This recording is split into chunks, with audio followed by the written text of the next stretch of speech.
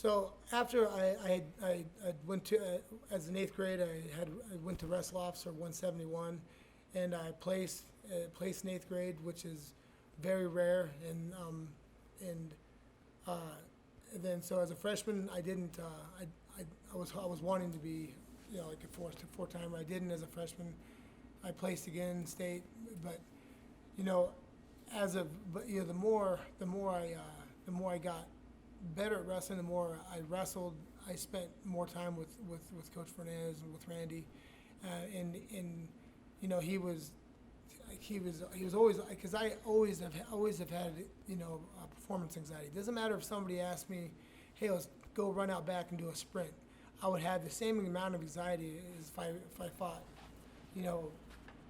Matt Hughes for the world title. Just the same kind of feeling. I never was afraid of getting hurt, or just was afraid of not performing up to my ability, because that's been a problem my entire career. And I've even had wrestling matches like that.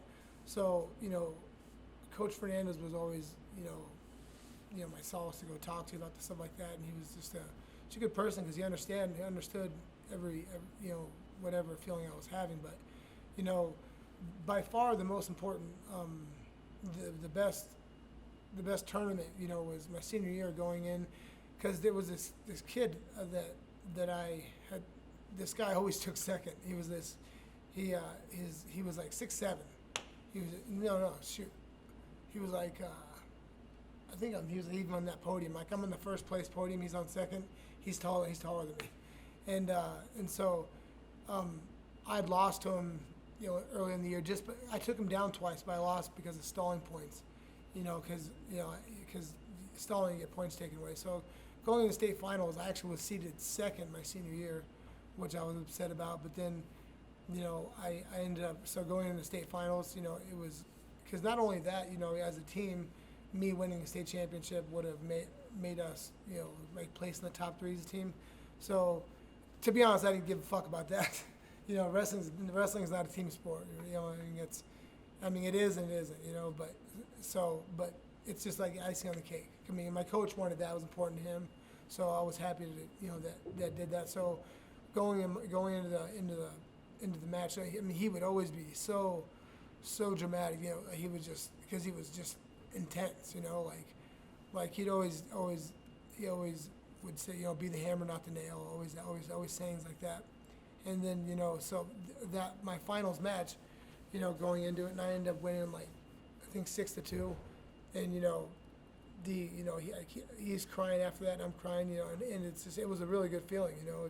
I kind of compared it to some big fights, just because a man that I cared about so much and had put so much time into me, and all he ever wanted is for me to do what I did, was really important. It made me feel really good, and it was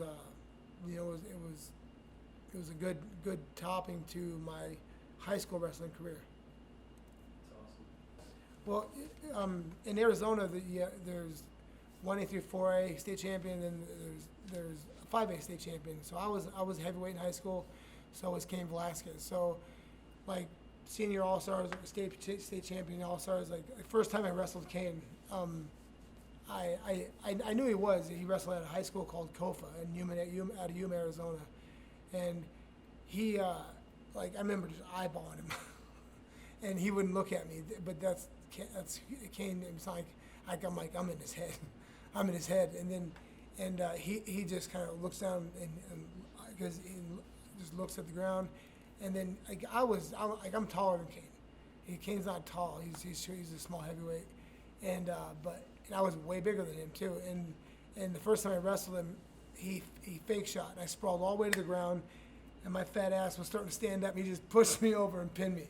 In like 30 seconds, I was demoralized. I was like, oh my God. And then I wanted to crawl into a fucking rug, because everybody was all excited for that match, and I was just like, fucking really? That's it? And then so the next time I wrestled him, it was like 4 months later at Western Regionals to qualify for nationals. And this was a freestyle tournament where gut wrenches are allowed. To gut wrenches. So we're in the finals. So I'm in the finals, and he's wrestling this guy to make it in the finals.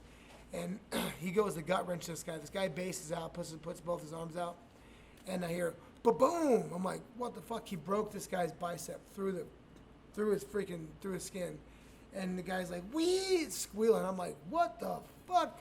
And they throw a blanket over him, and Kane just walks off like, I'm like, oh shit, fuck that. And so, anyways, that match we ended up going to overtime, and you know, I ended up like at the last I shot a double leg on him, took him down out of bounds. I would have won, but you know, I didn't win, and I never beat him. He always would you know win, whether it be on. I never got pinned again, but you know, he was guy's a freak. You know, when you're a heavyweight and you go out of bounds, you depend on other fat heavyweights to walk to the center.